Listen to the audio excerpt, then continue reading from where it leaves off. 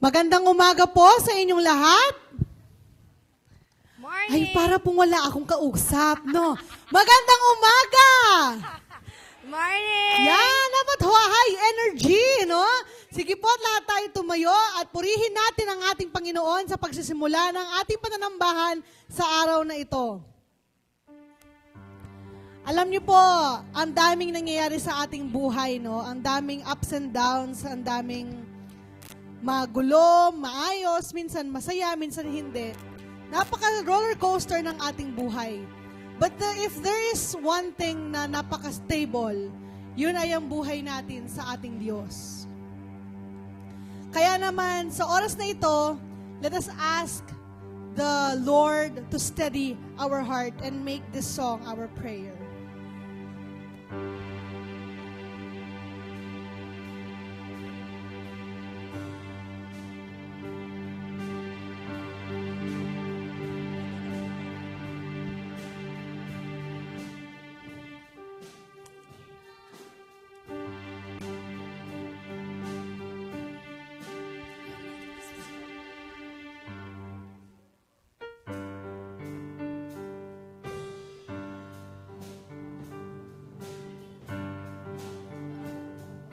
Let us all praise our Lord this morning.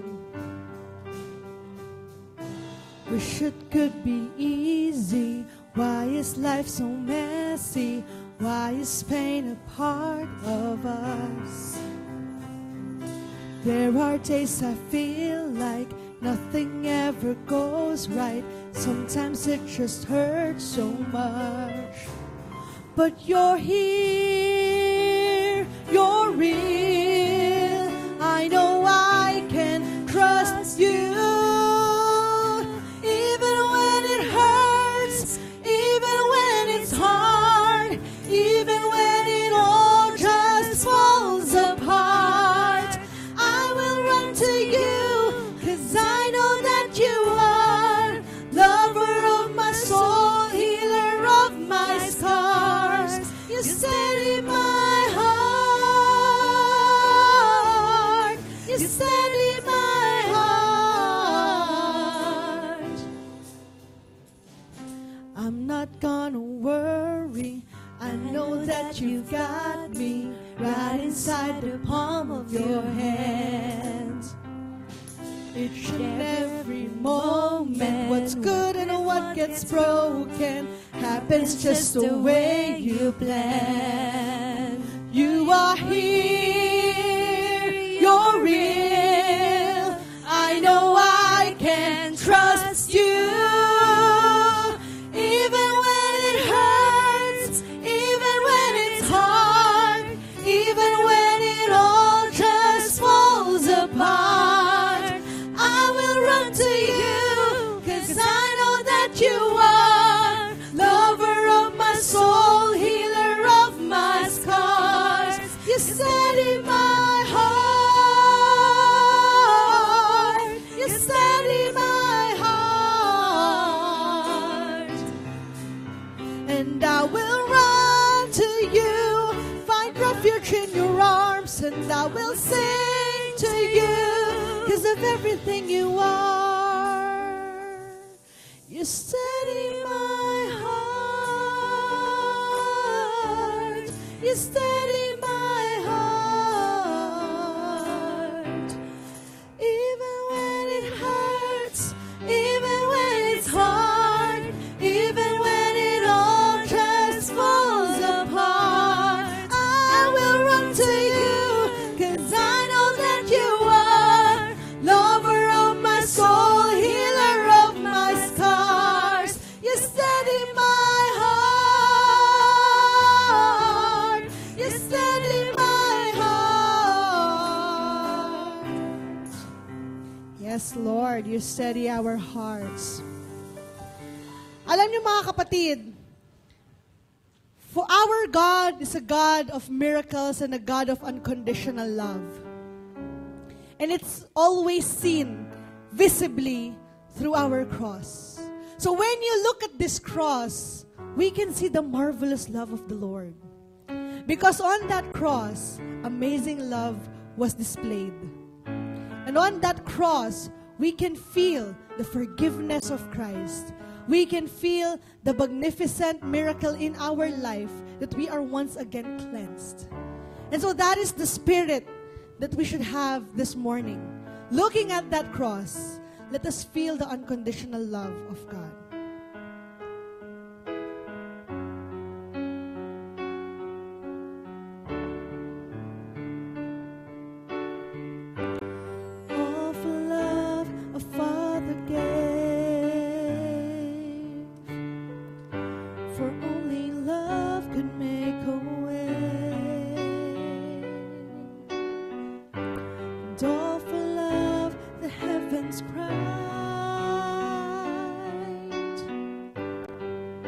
For love was crucified. Oh, how many times have I broken your heart, but still you forgive. If only I ask. And how many times have you heard me pray? Draw near to me.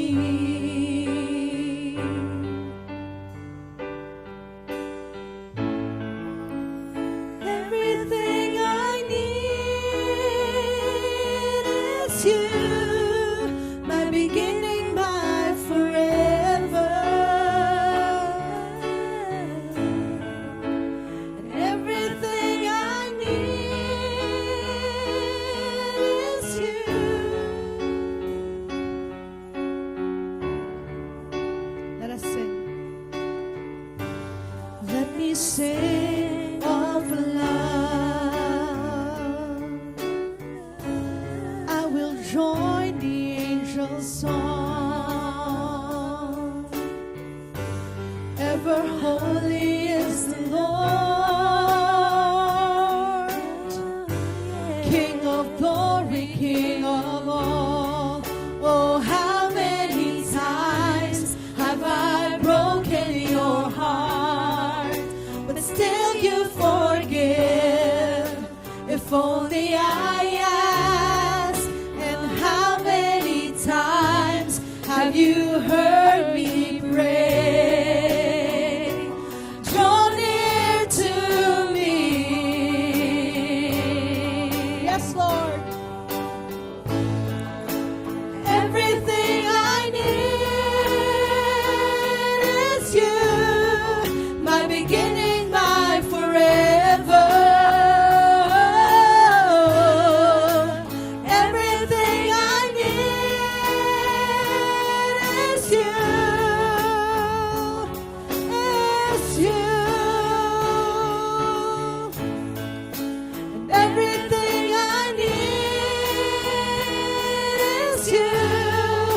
Beginning, my forever.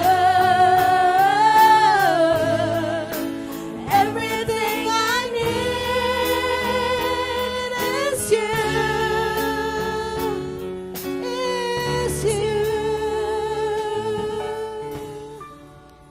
In the name of the Father, and of the Son, and of the Holy Spirit.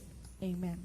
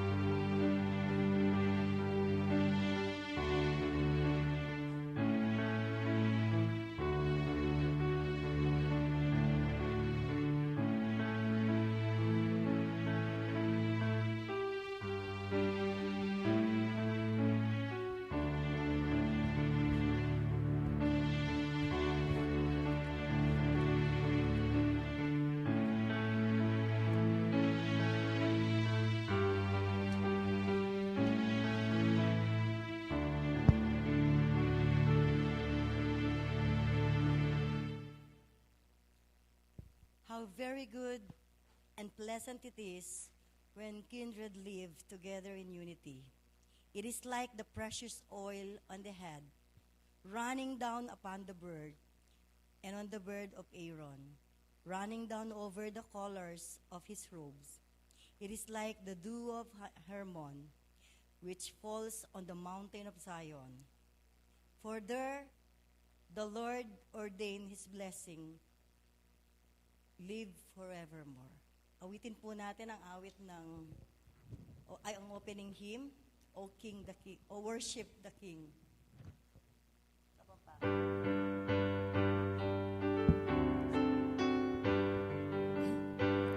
Siyang mangyayari, King tulang banal, King upayan at lugod parangal, kalapaming wayang matitikal, makapuking tamla at puring dakal. Inyatong mitmong pagmumulalan, King upaya mo malablelangan, ngayon tinatagking kekang kaburyan, ibablas king tayan, amin mong legwan. King malmong ingat, ninong mi pasyat, yang biening angin, salaning aslat, iba't king bundok pameging pangatag, king ambon at turan nyo mo at tindag. Ikaming ay na, mistulang kabon, alikan niing, tapat mong ampon, pakalulumugan at susun, naglalangit sa mga busat mo. Manalangin tamo po. Diyos sa makapangyarihan sa lahat, kami po ay nagpupuri at nagpapasalamat sa iyo. Maraming salamat aming Diyos sa biyaya ng buhay na patuloy po ninyong ipinapahiram sa amin. Maraming salamat aming Diyos sa mga hindi naming mabilang na biyaya na patuloy po ninyong ibinubuhos sa amin. Aming Diyos, sa oras pong ito, idinadalangin namin ang aming pananambahan. Hinihiling namin ng iyong banal na Espiritu ang siyang manguna sa bawat isa sa amin. Tulutan nga po ninyo aming Diyos na mapapurihan ka namin, maitaas ang iyong dakilang pangalan at tunay na masamba ka namin sa Espiritu at katotohanan. Dalangin namin aming Diyos ang aming mga kapatid na nandito ngayon. Kung ang mga kapatid namin na nakaupo o nakatayo na dumadalangin sa iyo aming Diyos, hinihiling namin na pakinggan mo ang kanilang mga bulong na panalangin. At dinadalangin po namin na buksan mo ang aming mga puso at isip upang maunawaan po namin ang iyong mensahe ngayon. Ang mga mensahe ng mga awitin, ang mensahe ng buhay na dadalin sa amin ng aming pastor. Aming Diyos, dalangin po namin na manguna ka sa amin at maintindihan namin ang lahat ng bagay. At tulungan mo po kami, Panginoon, na buksan mo ang puso namin sa paglilingkod at pagpupuri sa iyo. Because you deserve our praise. You deserve our servant, Lord, our service, O God. Because you are an awesome God. Maraming salamat po dahil lagi kang nandyan sa tabi namin at kailanman hindi nagmaliw ang iyong pagmamahal sa amin. Kaya itinataas ka namin at ibinabalik ang pinakamataas na papuri at karangalan sa aming Diyos. Amen. Into my heart, into my heart, come into my heart, Lord Jesus, come in today, come in to stay, come into my heart, Lord Jesus. Tayo po ay makakaupo na at Pakinggan po natin ang inihandang awit ng ating angelic choir, a children's choir.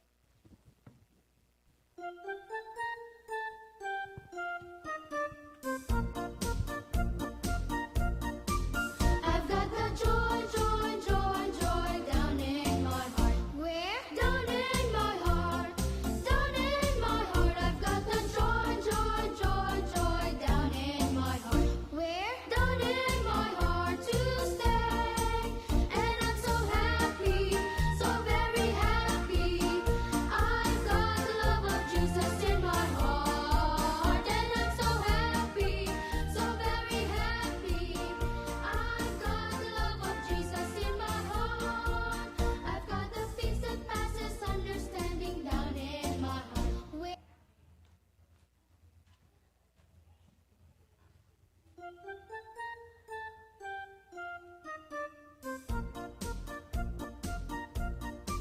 I've got the joy, joy, joy, joy down in my heart. Where? Down in my heart. Down in my heart. I've got the joy, joy, joy, joy down in my heart. Where? Down in my heart to stay. And I'm so happy, so very happy. I've got the love of Jesus in my heart. And I'm so happy, so very happy. I've got the love of Jesus in my heart. I've got the peace that passes understanding down in my heart. Where? Down in my heart. Down in my heart. I've got the peace that passes understanding down in my heart. Where? Down in my heart to stay. And I'm so happy, so very happy. I've got the love of Jesus in my heart. And I'm so happy, so very happy. I've got the love of Jesus in my heart.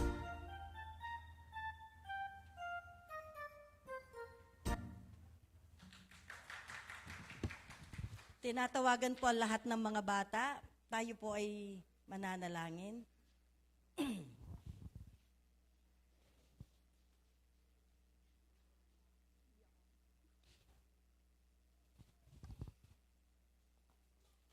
Adana.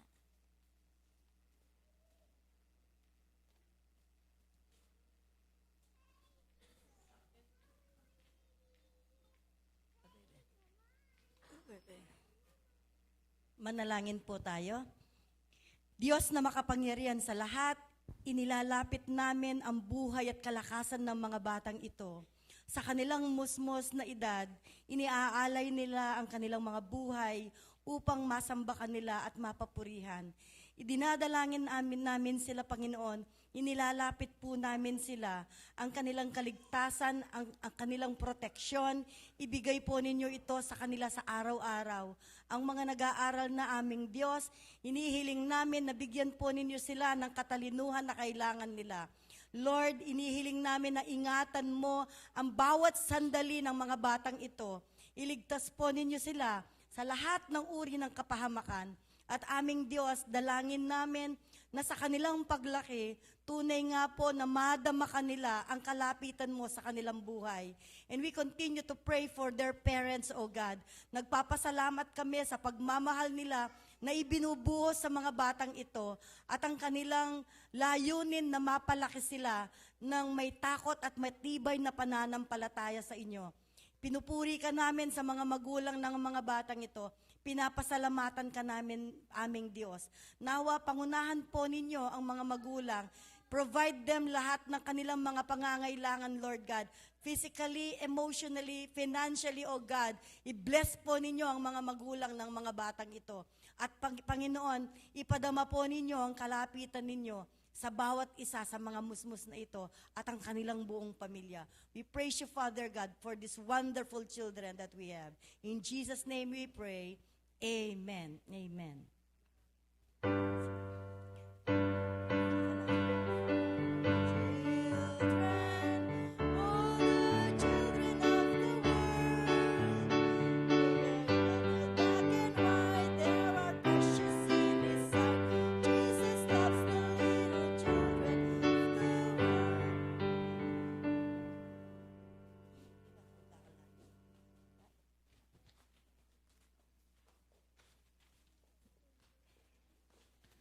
Muli po, isang magandang umaga po sa inyong lahat. Good morning po. Third Sunday na ng month, ano po? Napakabilis ng buwan natin ngayon. Parang lumilipas lang ang buwan, ano po? At patapos na ang August.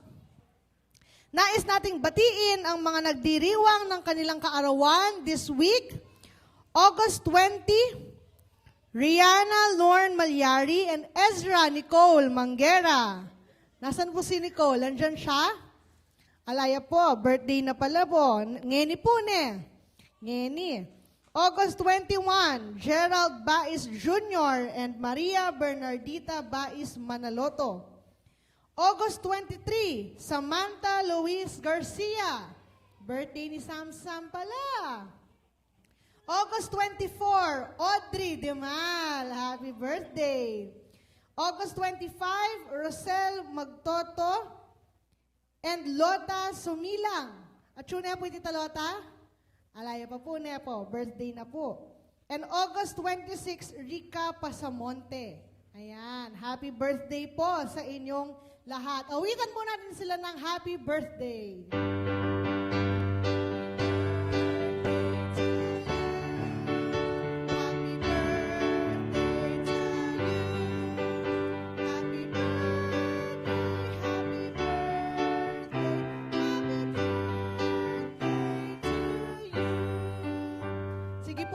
Dito po na nagdiriwang ng kanilang kaarawan para pong pumunta sa harapan. Ang mga baby girls pala natin na may birthday. Sige. Let us pray for them. Panginoong Diyos, maraming salamat po sa bagong taon na ipinagkaloob mo sa aming mga kapatid na nagdiriwang ng kanilang kaarawan ngayong linggong ito. Especially, Lord, sa kanilang panibagong lakas, panibagong sigla. Maraming salamat, O Lord, sa lahat ng iba pang mga biyaya mo sa kanila. Patuloy kang kumilos nawa sa kanilang buhay. Patuloy kang manahan sa kanilang puso't isipan upang lahat ng kanilang mga gawain, kanilang mga pangarap, kanilang mga plano, O Diyos, mabigyan ng katuparan. And Lord, anuman ang kahilingan ng kanilang mga puso para sa kanilang kaarawan, ikaw nawa ang siyang magbigay nito ng katuparan. Lord God, paalabin mo palalo ang kanilang pananampalataya at lalo ka pang kumilos sa kanilang buhay. Marvelously and amazingly, Lord God. Ipakita mo sa kanila, O Diyos, kung anong klaseng Diyos ang meron sila, isang Diyos na mapagmahal at mapagpala. Maraming salamat po. In Jesus' name we pray. Amen. Happy birthday! Alright. Kahapon po, nagkaroon po ng Clergy Spouse Association Fellowship dito sa ating simbahan. Maraming salamat po sa lahat ng mga nag-serve mula sa ating mga kababaihan at mga kabataan. Maraming salamat po. At kahapon din po, nag-attend po ang ating mga lay servants sa LSM Basic Course Part 1 sa Friendship UMC kahapon. At pinapasabi po ng LSM director po natin, mag-submit na daw po kayo ng assignment nyo sa inyong pastor. May assignment pala kayo. Ayan. Tapos po,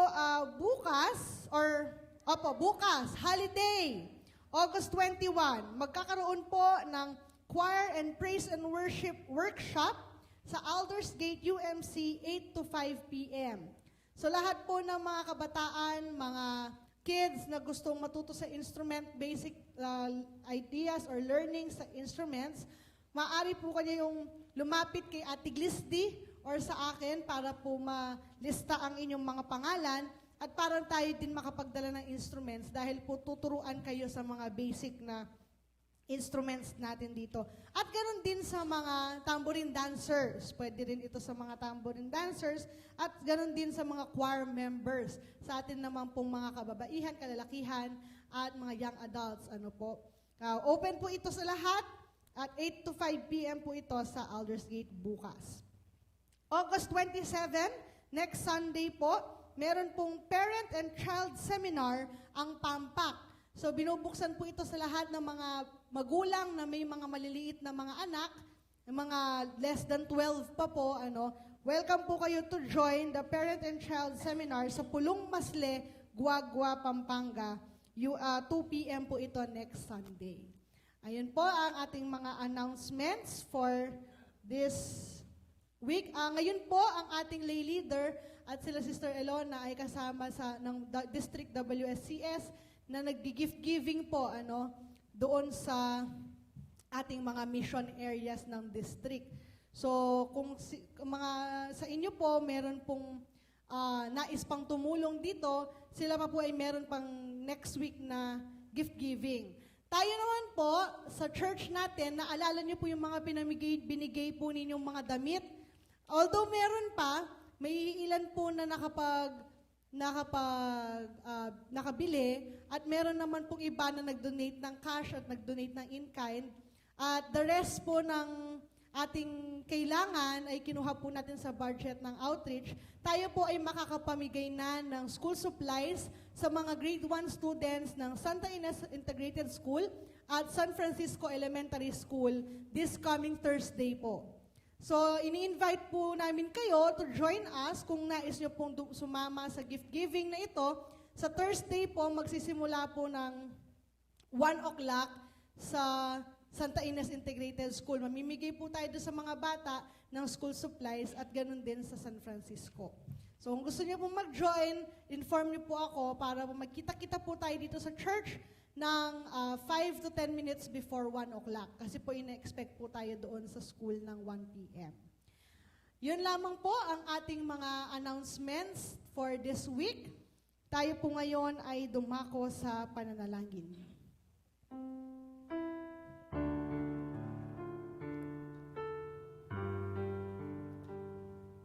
Dear God, we thank you and we worship you for the past week, for all the blessings that you have bestowed upon us, for all of the grace that you have shown us, and for the love that you have displayed for us. Lord God, pinupuri ka namin at pinasasalamatan sa lahat ng kabutihang ginagawa mo sa amin at sa patuloy na pag-iingat mo sa aming lahat. As we continue, Lord God, with another week, Ikaw, O Diyos, ang manguna sa aming daraanan at Ikaw, O Diyos, ang magbigay sa amin ng aming mga pangangailangan for us to continue with grace and with your mercy. Panginoong Diyos, alam po namin na ang lahat ng aming mga ginagawa ay in vain without you in it. That's why, Lord, fill us with your Holy Spirit. Hold our hearts and our minds so that we can act according to your will and according to your plans. Lahat nawa, O Diyos, ng aming gagawin ay maging kaaya-aya sa iyong mga mata at nawa, Panginoon, maitaas namin ang iyong pangalan sa aming mga gawa. Lord God, bless our service this morning. Bless the message that you are about to share with everyone here. And ganun din, O Diyos, pagpalain mo ang bawat isang narito ngayon. Punuin mo sila ng banal mong espiritu at mangusap ka sa kanila, Panginoon. Ganon din sa mga hindi namin kasama ngayon, sa mga kasama namin online, at sa mga papunta pa lamang o mga wala dito ngayon, Panginoon o Diyos. Lord, gabayan mo sila at samahan sila, anuman ang kanilang mga ginagawa. Yakapin sila, O Diyos, at iparana sa kanila ang iyong kabutihan na naming nararanasan ngayon sa oras na ito.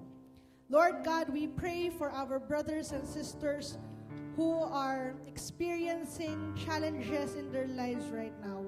Panginoon, ano man ang bigat sa kanilang mga damdamin, ano man ang gumugulo at bumabagabag sa kanilang isip, Lord, we lift them up to you at pagaanin mo, O Diyos, ang kanilang pasan-pasan. At ikaw, Panginoon, ang magbigay sa kanila ng katugunan sa kanilang mga panalangin. We also pray for our brothers and sisters who are sick, na nasa banig ng karamdaman, na may mga pinagdaraanan, O Diyos, sa kanilang pisikal na pangangatawan. Panginoon, we pray healing upon healing for them. We pray for Sister Nancy, O Diyos, sa kanyang mga mata. Patuloy mo silang bigyan ng kagalingan at gamitin mo ang mga gamot na ito at mga doktor na ito, O Diyos, upang mabigyan ng full healing, Lord God, ang kanyang mga mata. That she can see, Lord God, more than you want her to have and more than she expected, Lord God. And ganun din, O Diyos, kay Sister Beth na patuloy na nagpapagaling. Lord, bless her with the strength, Panginoon, para kanyang kayanin ang kanyang therapies at ang kanyang mga ang mga nahihirapan pa sa kanyang mga paa, Panginoon. Ganon din dinadalangin namin, O Diyos, ang iba pa namin mga kapatid. We cannot mention them, all of them, Lord God, but Lord, you know what they are going through. You know what they are having pain to, Lord God. Yung kanilang mga pinagdaraanan ngayon sa kanilang physical na pangangatawan, I declare healing upon them. And Lord, bless them, Father. Maraming salamat po, Panginoon, sa iyong kabutihan sa aming lahat. At nawa po, Panginoon, ikaw ang aming mabigyan ng kapurihan sa lahat ng aming sasabihin o gagawin. In Jesus' name we pray. Amen.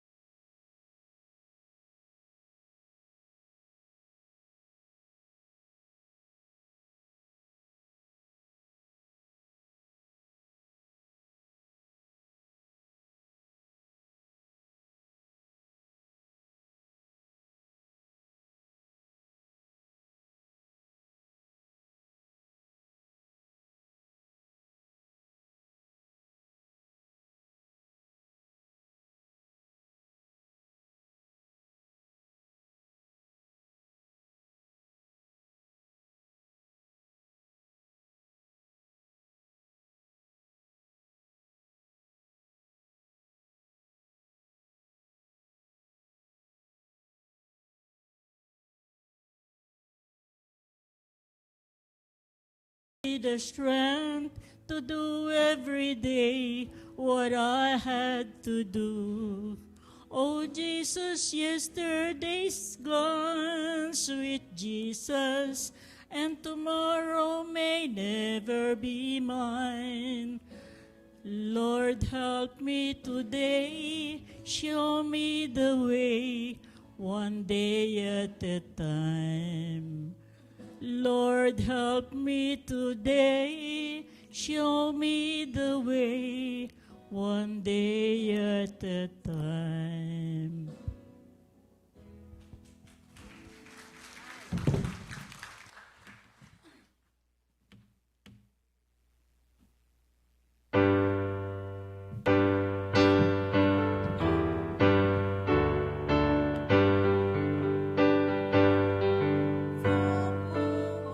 Blessings found, praise Him, all creatures here below.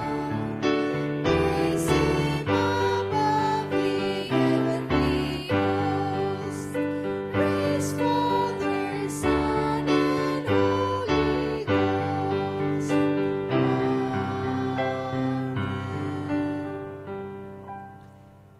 Panginoon, maraming salamat sa mga biyaya mong ipinagkaloob sa amin. At ngayon, ibinabalik namin sa iyo ang mga kaloob na ito, O Diyos, upang magbigay kapurihan sa iyong pangalan. Gamitin mo, O Diyos, ang mga kaloob na ito upang lalo pang mapagpala ang ministeryo mo sa pamamagitan ng simbahang ito, O Diyos. In Jesus' name we pray. Amen. Pakinggan po natin ang Emmanuel Choir.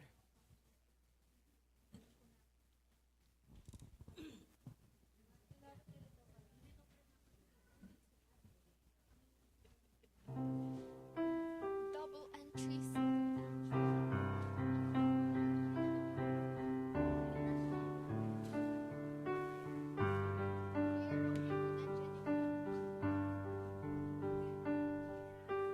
Nandyan po yung book.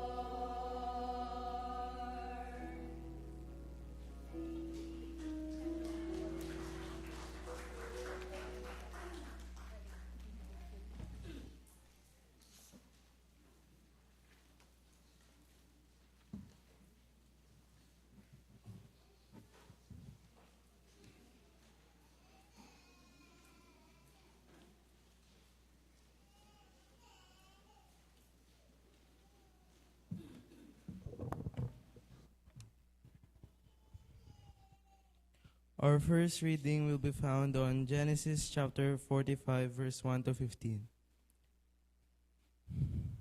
Joseph could not control himself before all those who stood by him. He cried, "Make everyone go out from me." So no one stayed with him when Joseph made himself known to his brothers. And he went aloud so that the Egyptians heard it. And the household of Pharaoh heard it. And Joseph said to his brothers, "I am Joseph. Is my father still alive?" But his brothers could not answer him, for they were dismayed at his presence. So Joseph said to his brothers, "Come near to me, please." And they came near, and he said, "I am your brother Joseph, whom you sold into Egypt. And now do not be distressed or angry with yourselves, because you sold me here. For God sent me before you to preserve life, for the famine has been in the land these 2 years, and they are. Yet 5 years in which there are will be neither plowing nor harvest. And God sent me before you to preserve for you a remnant on earth, and to keep alive for your many survivors. So it was not you who sent me here, but God. He has made me a father to Pharaoh, and lord of all his house, and ruler over all the land of Egypt. Hurry and go up to my father and say to him, 'This is your son Joseph. God has made me lord of all Egypt. Come down to me, do not tarry. You shall dwell in the land of Goshen, and you shall be near me, you and your children and your children's children, and your flocks, your herds, and all that you have. There I will provide you, for there are yet 5 years of famine to come, so that you and your household and all that you have done do not come to poverty. And now your eyes see, and the eyes of my brother Benjamin see, that it is my mouth that speaks to you. You must tell my father of all my honor in Egypt, and of all that you have seen. Hurry and bring my father down here." Then he fell upon his brother Benjamin's neck and wept. And Benjamin wept upon his neck, and he kissed all his brothers and wept upon them. After that his brothers talked to him.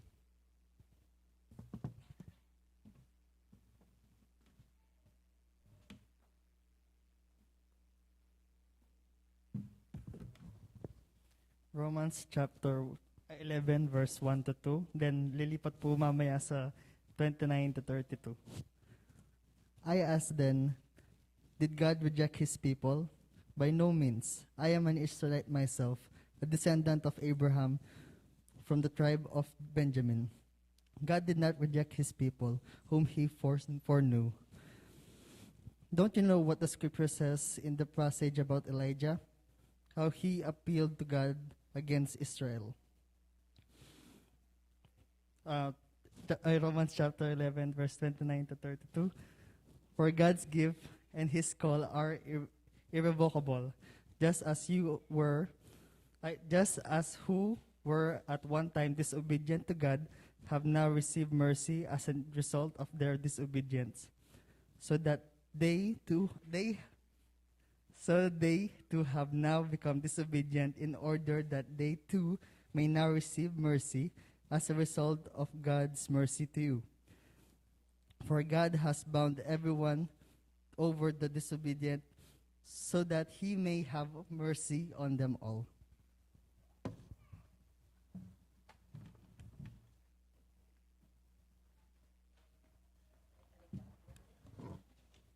Praise. Tayo pong lahat ay tumayo. Buksan po natin ang ating Biblia sa Gospel ni Jesus according kay Matthew chapter 15 verse 21 to 28 po.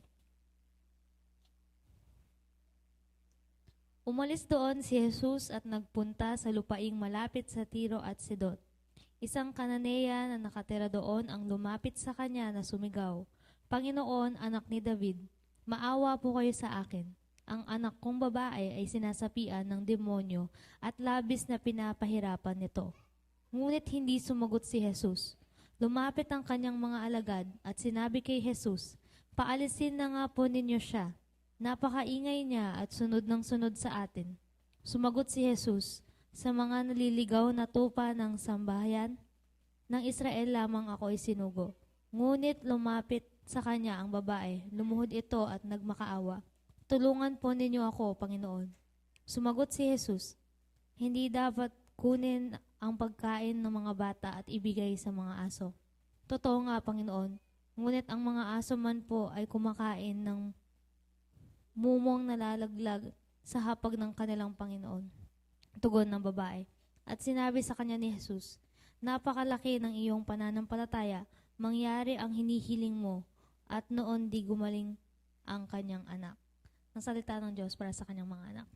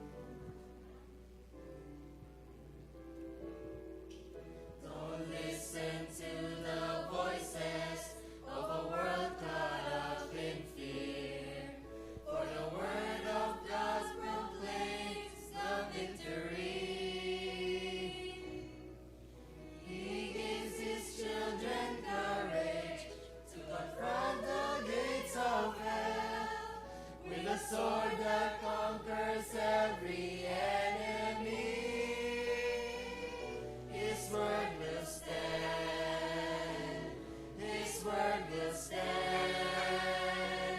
Though stars should fall and mountains turn to sand,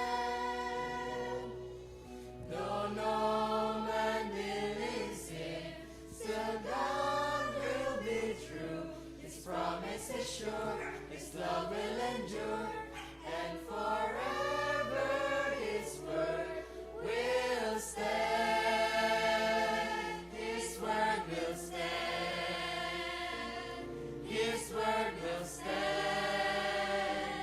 Though stars should fall and mountains turn to sand,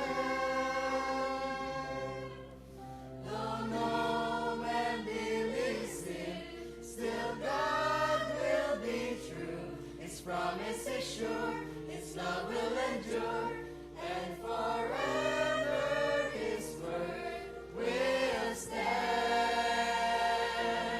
And forever His word will stand.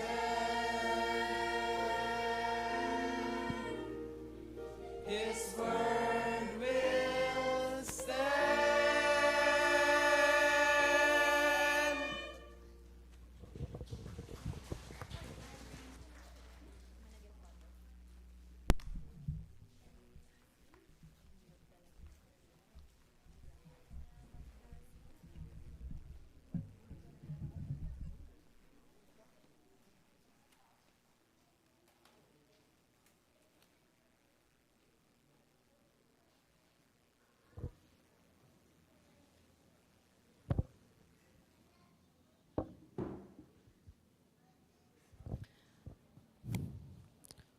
Muli po, isang pagpalang umaga sa inyong lahat. Medyo pagpasensyahan niyo lang po yung aking pananalita dahil may nakaharang po sa ngipin ko. Pero hopefully po maintindihan niyo po ako mamaya. Ano po? Nais po nating aralin o tignan ang kwento ni Joseph doon sa nabasa sa Genesis chapter 45 verse 1 to 15. Si Joseph, kung hindi niyo po alam ang kanyang kwento, siya ay isa sa 12 na magkakapatid. Sa 12 tribes ng Israel. Si Joseph, siya ang parang paborito ng kanyang ama dahil siya ang unang anak niya sa tunay na minahal ni Jacob na si Rachel. Kaya naman ang kanyang mga kapatid ay lumaking naiinggit sa kanya. At nung minsan, nung lahat ng pabor ay binigay kay Joseph, sila ay nagbalak na patayin si Joseph. Pero nung siya'y papatayin na, ang sabi ng kanilang kapatid na panganay, huwag niyo siyang papatayin, ibenta na lamang natin siya bilang isang alipin sa Ehipto. And so that happened. And then, nung nabenta siya sa Ehipto, siya ay naging alipin. At the same time, naging alipin siya sa palace. At doon sa palace, yung asawa ni Potiphar, siya ay nagkagusto kay Joseph. Pero ayaw ni Joseph na pumatol sa kanya, kaya naman pinagbintangan siya ng masama hanggang siya'y nakulong. One thing about Joseph is, siya ay tinaguriang Joseph the Dreamer. Bakit siya Joseph the Dreamer? Kasi siya ay nakakakita ng mga visions na iba't iba ang paraan, pero may mas malalim na dahilan o may mas malalim na kahulugan. Mula nung bata pa siya, nananaginip na siya ng ganito. At ang pagpapanaginip niyang ito, siya ang nakapagsalba sa kanya mula sa pagkakakulong. Dahil nung nanaginip yung hari at walang ibang makapag-interpret, si Joseph ang nakapag-interpret. And so, napakawalan siya sa pagkakakulong at tinulungan niya ang hari na gawan ng paraan ang famine na darating after 7 years of prosperity. So 7 years of prosperity, 7 years of famine. And then, ginawa niya siyang master of all households. siya ang may control na sa maraming bagay sa Ehipto. So kung titignan natin, mataas na yung pwesto niya. Mataas ang ranggo ni Joseph mula sa kanyang pagiging alipin. But the thing here is, ang Egypt lang ang nakapag-prepare doon sa 7 years of famine dahil kay Joseph. So nakapag-imbak sila ng maraming pagkain at maraming mga halaman nung sila ay nakaranas ng 7 years of prosperity. And so, sa Kanaan, kung nasaan ang pamilya ni Joseph, sila ngayon ay nagugutom na. Sila ngayon ay nangangailangan na ng tulong ng Ehipto. Kaya naman magkakapatid na mga anak ni Jacob, nagpunta sila sa Ehipto at doon ay nakita nila si Joseph, pero hindi nila siya nakilala agad. So, if you will think, kung nakilala nila si Joseph, ano ang mararamdaman ng mga kapatid? Of course, they will be afraid. Dahil binenta nila ang kanilang kapatid at ngayon mataas na ang ranggo kaysa sa kanila. At siya ang may kakayahan na magpakain sa kanila. Joseph have every power and every right to be angry to his brothers. Meron siyang karapatang magalit. Dahil nung 17 years old siya ay ibinenta at nilayo sa kanyang pamilya. Dinala sa isang foreign country na wala siyang kakilala, wala siyang kaalam-alam sa edad na 17. Balikan nyo nga po yung sarili ninyo nung kayo 17 years old. Ano po bang alam natin sa ating mundo kung tayo dadalhin sa isang foreign na lugar na walang ibang alam, kundi ang Diyos lamang ang ating bitbit? Joseph, however, did not hold a grudge to his brothers. Noon dumating ang panahon na magpapakilala siya sa kanyang mga kapatid, ang una niyang tanong, buhay pa ba ang aking ama? This is a signal that Joseph would want to be involved again in their life. Pangalawa, so makikita natin sa kwento ni Joseph, no, hindi siya nag-alinlangan na tulungan ang kanyang mga kapatid. However, may ginawa muna siyang test. Tinignan muna niya kung talagang nagbago na sila. Ang nangyari doon, mga kapatid, niyaya niyang kumain ang mga kapatid niya. At nagplanta siya ng mamahaling cup doon sa bag ni Benjamin. At si Benjamin, nung nahuli sa kanya, ang sabi ni Joseph, hanggat hindi nyo dinadala dito ang cup na ito, siya ay mananatili dito bilang kapurusahan. At anong ginawa ng kanyang mga kapatid? Pinabayaan ba nila ang kanilang kapatid na maiwan sa Ehipto? No. Ang kanilang mga kapatid ay isa-isang nagrepresenta ng kanilang sarili para humalili sa lugar ni Benjamin. So at that moment, nakita ni Joseph ang kanilang pagbabago. Kung paano sila nag-transform mula nung siya ay binenta at ngayon, ayaw na nilang mawalay sa kanila ang kanilang kapatid. So Joseph saw the transformation and then he revealed himself to them. Now, sa ating buhay, meron ba tayong mga kapatid? Kapatid espiritual, kapatid sa pamilya, o kapatid sa ating mga paligid na hindi pa natin kayang patawarin? Are we like Joseph na kahit na meron tayong karapatan, ay hindi tayo naghihigante? Or are we the opposite? Na every chance we get, we take revenge. Do we do that? Or do we forgive? Taking revenge and then forgiving is different from the forgiveness that the Lord is talking about. Anong sinasabi ng Diyos? Panginoong Jesus, how many times should we forgive? 70 times 7. Meron ba kayong calculator? Computin nyo nga. 70 times 7. Ganun karaming beses tayong kailangan magpatawad. Sabihin na natin 70 times 7 in a year. Kahit yung araw-araw kulang. Kung hindi ako nagkakamali, 490 times yon, tama? And 365 days lang tayo nabubuhay sa mundo every year. So more than the days of the year, tayo dapat magpatawad. So every day, you must forgive. That's the instruction and command of Jesus. Pero pastor, ang hirap magpatawad eh. Ay, totoo po yun. Lalo na kung talagang naapektuhan ang inyong buhay. Now, ano ang tinuturo sa atin ng kwento ni Joseph? Unang-una, forgiveness should be granted privately. Forgiveness does not mean keeping silent about sin or pretending that it did not happen. It means dealing with the sin by going privately to the one who had sinned against you and showing love to him. Hindi mo kailangan pangalandakan ng ginawa niyang kasalanan sa'yo. Kung minsan kasi kaya lumalala yung ating galit, kasi we tend to spread it to everyone.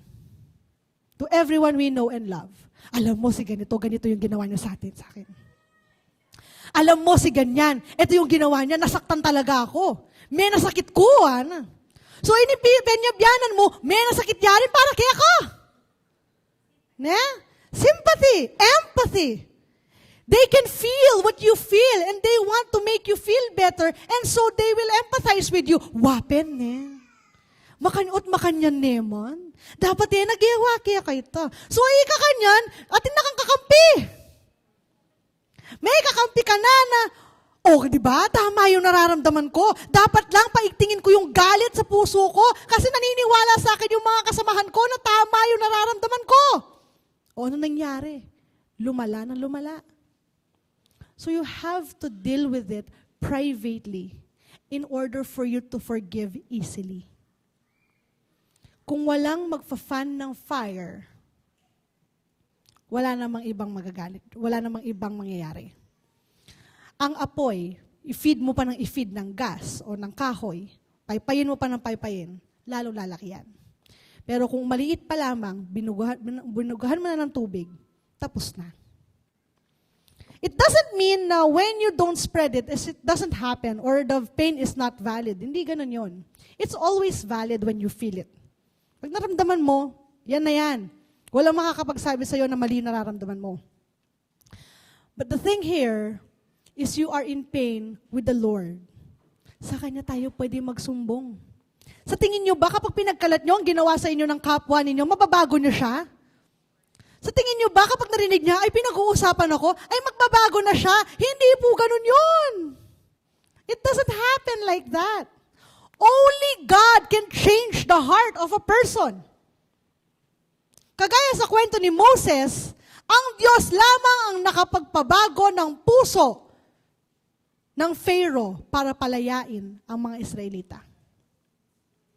So ang Diyos lamang ang may kayang magpabago ng mga kaaway natin o mga nakasakit sa atin. Kaya sa Kanya tayo magsumbong.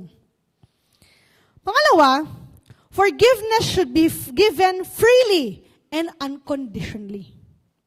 The one who forgives must be willing to accept the loss or pain of the offense personally instead of requiring the offender to receive it. Anong ibig sabihin nito? Kung nasaktan ka, aminin mo sa sarili mo na nasaktan ka. But don't expect that your offender will accept na nasaktan ka niya. Huwag mong hingin na bago kita patawarin, dapat tanggapin mo muna sa sarili mo na nasaktan mo ko. Dapat alam mo sa sarili mo na may ginawa kang mali sa akin. Mga kapatid, when we forgive, it's not for them. It's for you. When you forgive, you are the one benefiting from it, not the other person. Not your enemy. And so, kailangan unconditional yan. Bakit mga kapatid? Hiningan ba tayo ng kondisyon ni Jesus Christ nung tayo pinatawad niya? Of course not.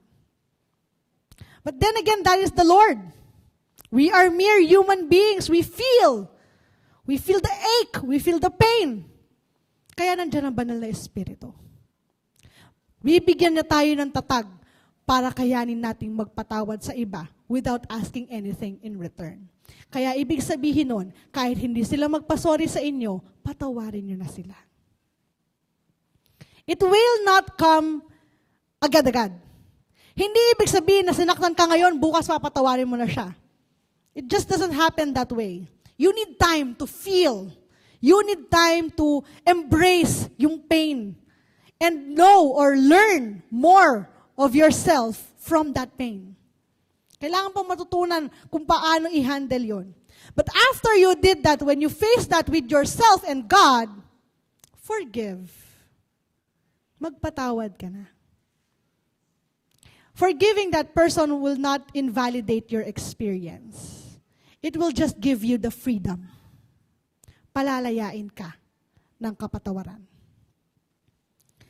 Paano natin gagawin ito? Ang sabi sa Ephesians chapter 4 verse 32, even as God for Christ's sake has forgiven you. So, walang kondisyon na hinihingi. Pangatlo, forgiveness seeks the correction and restoration of the offender. Kapag tayo nagpatawad, binibigyan natin ng pagkakataon na magbagong buhay yung taong nagkaroon ng kasalanan sa atin. Binibigyan natin siya ng chance to restore or redeem his life. And when we do that, we become better Christians. Bakit? Kapag mga Kristiyano ay naglalapit sa Diyos ng mga taong makasalanan, mas maraming nagbabago, mas maraming nagkakaroon ng buhay sa kasama ang Diyos. If we don't let our enemy be redeemed by Christ, we become like them. Nagiging kamukha na nila tayo. If we don't offer the gift of salvation to them, we become like them. And so be different. In the case of Joseph, this meant withholding his true identity from his brothers about a year while waiting for them to bring Benjamin to him. Marami siyang tinago muna. Tinignan niya talaga kung nagbago muna ang mga kapatid niya.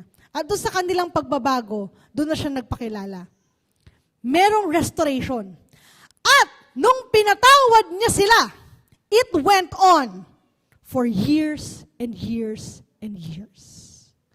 Diyan tayo papasok sa pang-apat. Kapag nagpatawad ka, walang expiration yan. Hindi yung after 10 years, nanumbalik yung pain. Tapos ibabalik mo yung sakit ng loob. Anong sinasabi niya sa 1 Corinthians chapter 13 verse 5? Love does not dishonor others, it is not self-seeking, it is not easily angered, and it keeps no record of wrong. Yun ang pinakamahalaga. Pag nagpapatawad tayo, pag nagibabaw ang pag-ibig sa atin, we do not keep records of wrong. Marami ako naririnig na ganyang kwento eh. College pa ako, sa mga kaibigan ko pa lang. Madalas sila mag-away ng boyfriend niya kasi yung mga history pa, binabalik. At ganun din sa mag-aasawa. Marami na rin po ako narinig na ganyang kwento o nakikita, Binabalik yung nakaraan. Kahit sa magkakapatid o magkakaibigan, lumalala yung away kasi kahit nagkapatawaran na, pag naalala mo yung ginawa niya, magagalit ka na naman.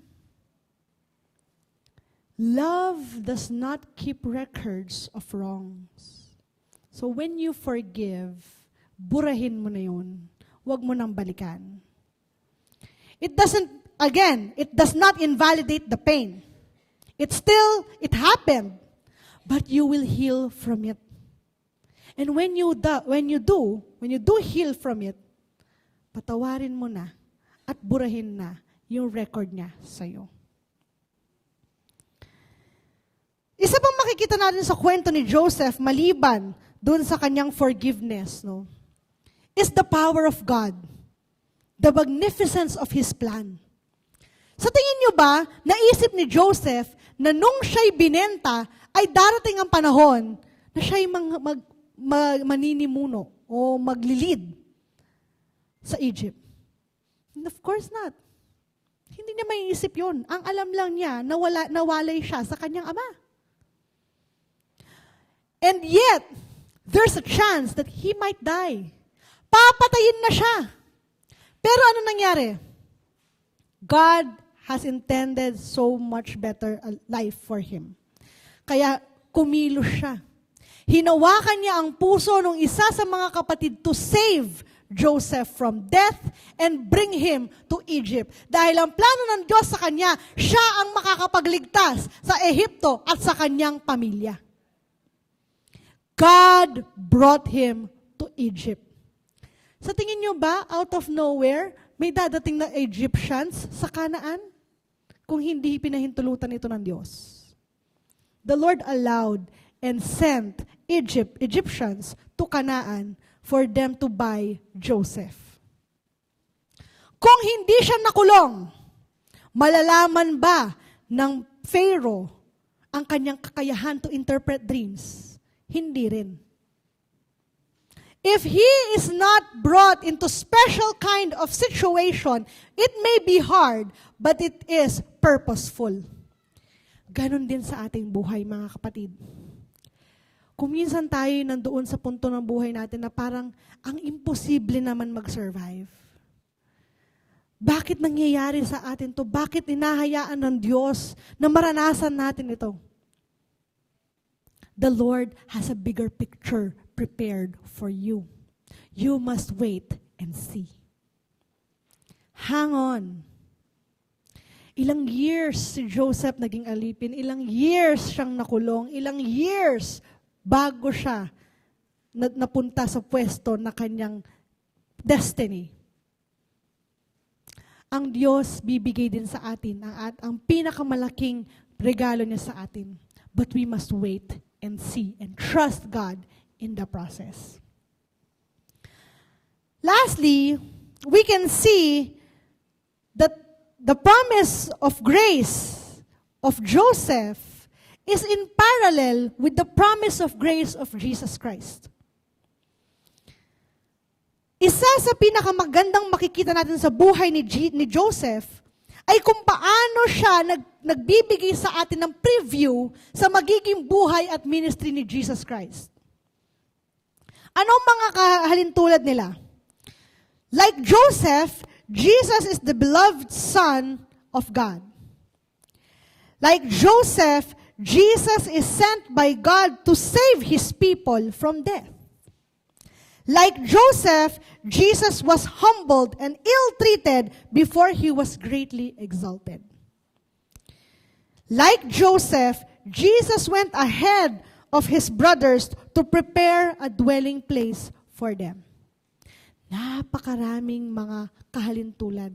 And this happened hundreds of years before Jesus was born. And yet we can see the amazing movement of God in the life of Joseph that will eventually be the life of Jesus. But Jesus is so much better and so much greater than Joseph. One thing that is very much parallel about them is that Joseph made his brother bear the good news to their father. Gusto niya i-share nila sa father nila na siya'y buhay. That is the same thing that Jesus wants from us. Jesus wants us to share the good news that He is alive. Jesus wants us to spread the good news to everyone around us. We are to tell them, as Joseph told his brothers, "Come down unto me and I will nourish you." We are to tell the people that Jesus told them to come to Him and He will give us rest. Ang pinaghandaan ni Joseph, mas higit na pinaghandaan ni Jesus. Kaya yung kasaganaan na pinangako ni Joseph sa kanyang mga kapatid, mas higit na kasaganaan ang pinapangako sa atin ngayon. So friends, we have this heavenly brother with us. that is ready to forgive us. All we have to do in return is to share Him to other people and forgive us well like He has forgiven us. In the name of the Father, and of the Son, and of the Holy Spirit. Amen.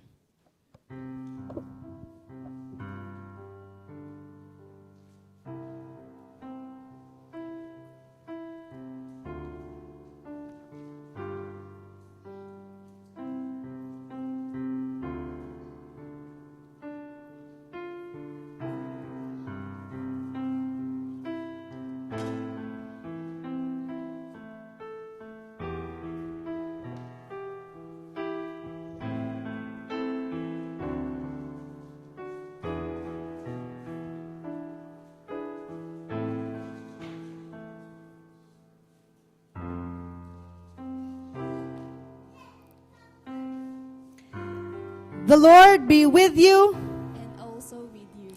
Lift up your hearts. We lift them up to the Lord. Let us give thanks to the Lord our God. It is right to give our thanks and praise. It is right that we should always and everywhere give thanks to you, Father Almighty, Creator of heaven and earth, through Jesus Christ our Lord, who rose victorious from the dead and comforts us with the blessed hope of everlasting life. And so with your people on earth and all the company of heaven, we praise your name and join their unending hymn. Holy, holy, holy Lord, God of hosts, heaven and earth are full of your glory. Hosanna in the highest. Blessed is he who comes in the name of the Lord. Hosanna in the highest. Holy are you, and blessed is your Son, Jesus Christ. By the baptism of his suffering, death, and resurrection, you gave birth to your church, delivered us from slavery to sin and death, and made with us a new covenant by water and the Spirit. When the Lord Jesus ascended, he promised to be with us always in the power of your word and Holy Spirit. On the night in which he gave himself up for us, he took bread, gave thanks to you, gave it to his disciples, and said, "Take, eat. This is my body which is given for you. Do this in remembrance of me." When the supper was over, he took the cup, gave thanks to you, gave it to his disciples, and said, "Drink from this, all of you. This is my blood of the new covenant poured out for you for the forgiveness of sins. Do this as often as you drink it in remembrance of me." And so, in remembrance of this, your mighty acts in Jesus Christ, we offer ourselves in praise and thanksgiving as a holy and living sacrifice in union with Christ's offering for us as we proclaim the mystery of faith. Christ has died, Christ has risen, Christ will come again. Let us sing the Lord's Prayer. Our Father, which art in heaven, hallowed be thy name. Thy kingdom come, thy will be done on earth as it is in heaven. Give us this day daily bread, and forgive us our debts as we forgive our debtors. And lead us not into temptation, but deliver us from evil. For thine is the kingdom and the power and the glory forever. Amen.